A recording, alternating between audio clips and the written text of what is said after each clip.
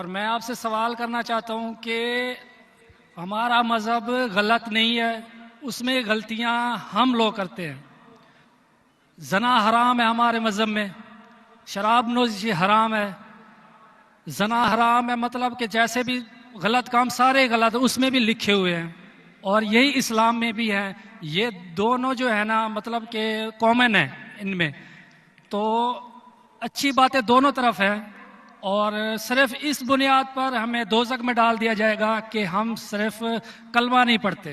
Otherwise हम लोगों में भी वही चीज़ें हैं, सिर्फ इबादत का तरीका और है। बाकी बस इस सवाल मैंने जो। भाई साहब, आपका नाम क्या है? रावल राम।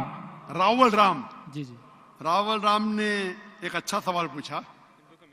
जी। उसने कहा कि उनकी मजहब किताब में भी जिना हराम है, बिल्कुल सही फरमाते। उनके मजहब में लिखा हुआ है कि शराब हराम है, बिल्कुल सही फरमाते।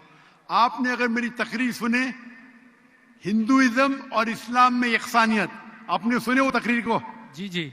अच्छा, वो तकरीर में लिखा है हिंदू मजहब में दो किस्म के किताबें हैं, एक श्रुति और एक स्मृति। नंबर 2, श्लोक नंबर 1, नाकस्य कसिजा, भगवान एक ही है, दूसरा नहीं है। बिल्कुल भगवान एक है, दूसरा नहीं है। बिल्कुल। आपके किताब में लिखा है श्वेताश्वेतर उपनिषद चैप्टर नंबर 6 श्लोक नंबर 9, नाकस्य कसिच जनिता न पतिपा, नाकस्य कसिच जनिता न चतिपा, मतलब उस भगवान के कोई वालिदैन नहीं है, ना माँ है ना बाप है ना बच्चे है। सही लिखा है श्वेताश्वेतर उपनिषद में चैप्टर नंबर 4 श्लोक नंबर 19, न तस्य प्रतिमा अस्ति, प्रतिमा के मानी होती है संस्कृत में न तस्य प्रतिमा अस्ति, उस भगवान की कोई अक्स नहीं, कोई पेंटिंग नहीं, कोई पिक्चर नहीं, कोई फोटो नहीं, कोई स्टैच्यू नहीं, कोई स्कल्पचर नहीं। ये लिखा है यजुर्वेद चैप्टर नंबर 32 श्लोक नंबर 3 में भी, ना तस्य प्रतिमा अस्ति। तो आप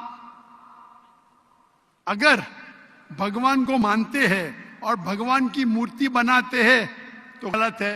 आपके किताब के हिसाब से कुरान मजीद को बाजू रखो, हदीस को बाजू रखो। आप मूर्ति पूजा में मानते हैं भाई साहब? सर, मैं सिर्फ कृष्ण भगवान की मूर्ति पे मानता हूँ, अदरवाइज देवता हैं वो, मतलब उन पे सजदा नहीं कर सकते। अच्छा। सिर्फ कृष्ण भगवान को सजदा कर सकते, उसकी मूर्ति भी जायज है। ये कहाँ लिखा है कि कृष्ण भगवान की मूर्ति जायज है? किधर लिखा है? मेरे हिसाब से वो खुदा है हमारा, इसलिए। बराबर, हमारे हिसाब से मैं भी अल्लाह में मानता हूँ, लेकिन अल्लाह की मूर्ति नहीं बना सके वो ही अल्लाह में मानता हूँ। अगर अल्लाह की मूर्ति बना सके तो वो अल्लाह ही नहीं है। वलम यकुल लहु कुफुवन अहद। नारे तकबीर। भाई हमारे गैर मुसलमान भाई मुझसे सवाल पूछ रहे। तकबीर अच्छी बात है, लेकिन अभी सवाल जवाब हो रहा है।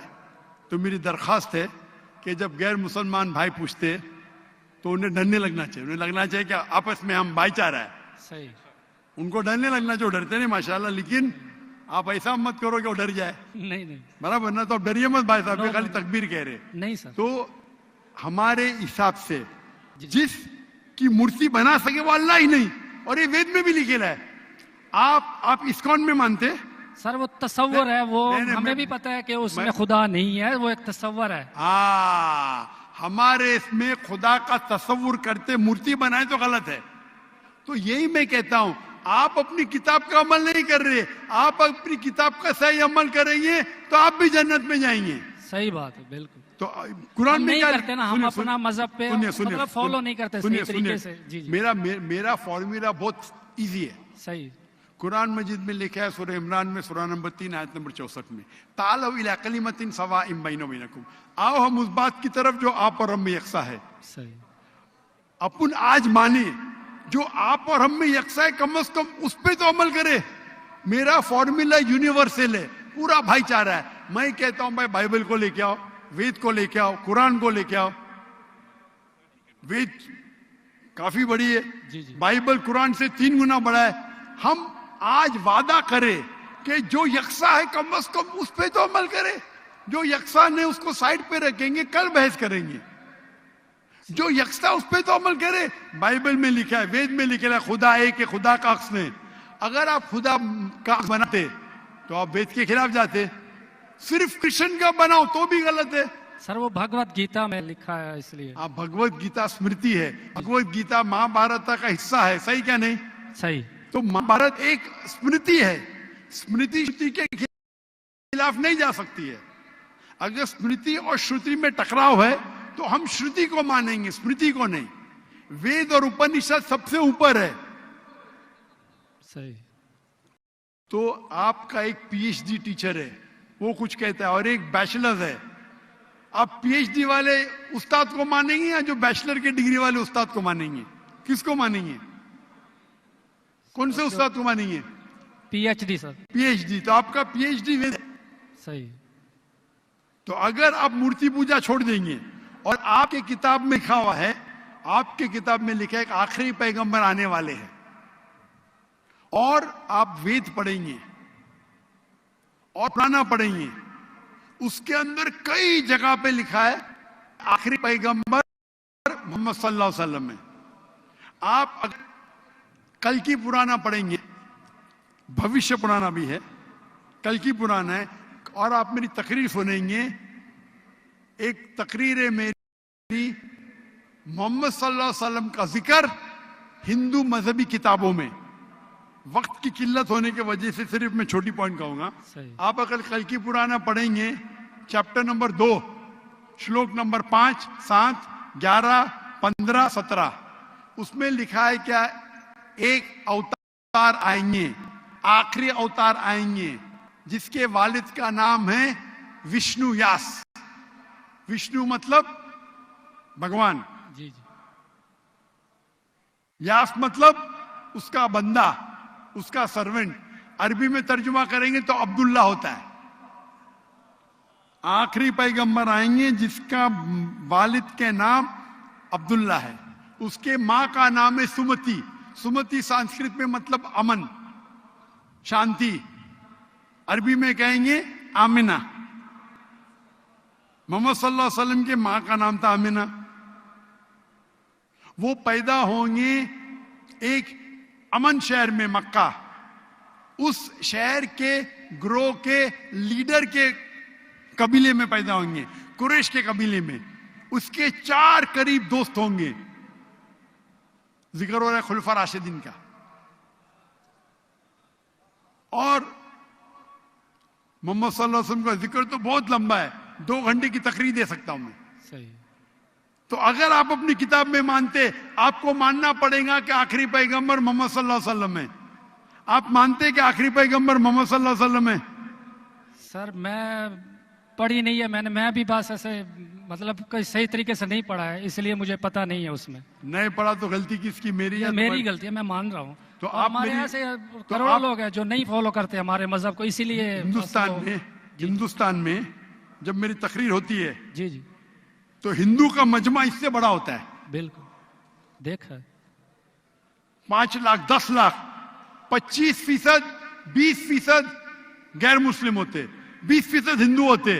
तो 10 लाख का 20% कितना हुआ? 2 लाख। ये 2 लाख का तो मजमा नहीं ना,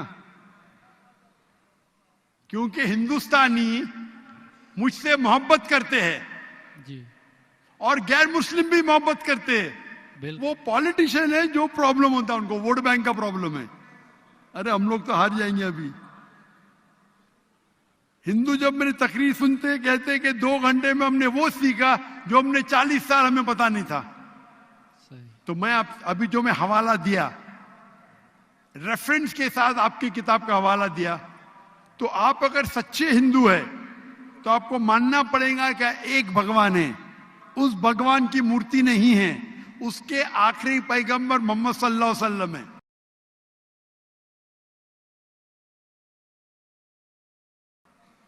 तो आप अपनी किताब पे अमल करेंगे। जी करूंगा। और जो चीज यकसा है कम से कम उस पर तो अमल करो। जो टकराव है वो बाद में, मैं जानता हूं, मैंने तकरीर की है। इसमें लिखा है कि हिंदू मजहबी किताब में लिखेला शराब पीना हराम है, कुरान में लिखेला है। सही आपकी मजहबी किताब में यह भी लिखा है कि सुअर का गोश्त खाना हराम है। सही। और आपकी किताब कुरान से सख्त है, उसमें लिखा है कि अगर आप सुअर का गोश्त बेचेंगे तो पैर और हाथ, उल्टे पैर और उल्टे हाथ काटना चाहिए। ये किधर हदीस में नहीं लिखेला है, ना कुरान में लिखेला। आपकी मजहबी किताब मनुस्मृति में लिखा हुआ है कि आप उल्टे हाथ और उल्टे पैर काटो अगर वो सुअर का गोश्त बेचता है तो। सही। तो अगर आप सही हिंदू है, आपकी मजहबी किताब पढ़ो। आपकी मजहबी किताब में लिखा हुआ है कि आखिरी पैगंबर आएंगे और आखिरी पैगाम देंगे। आखिरी पैगंबर मोहम्मद सल्लल्लाहु अलैहि वसल्लम है और आखिरी पैगाम है कुरान मजीद। सही। तो अगर आप सच्चे हिंदू हैं तो आपको कुरान मजीद और मोहम्मद सल्लल्लाहु अलैहि वसल्लम की बात मानना पड़ेगा। आप देखेंगे हिंदुस्तान में हजारों की तादाद में हिंदू इस्लाम कबूल किए। अल्लाह हिदायत दिया, मेरे वजह से ने, अल्लाह ने उन्हें हिदायत दिया कि मेरे तकरीर के बाद कई लोग, चाहे मजमे में चाहे घर पे, अल्लाह उन्हें हिदायत दे रहा है। अल्लाह में सर मैंने अभी देखना है, जाके पढ़नी है किताब, अगर उसमें है तो ठीक है, सही बात है। तो मेरी आपसे दरखास्त है कि आप मेरा वीडियो कैसेट जी हिंदुइज्म और इस्लाम में यकसानियत देखिए जी। और उसको देखने के बाद अगर कोई सवाल है तो मुझसे पूछिए। अगर आपको यकीन आता है तो हक है, तो मैं आपको दावत देता हूं कि हक का पैगाम को एक्सेप्ट करो और इंशाअल्लाह ये आपके लिए राह नजात बनेंगी इंशाअल्लाह।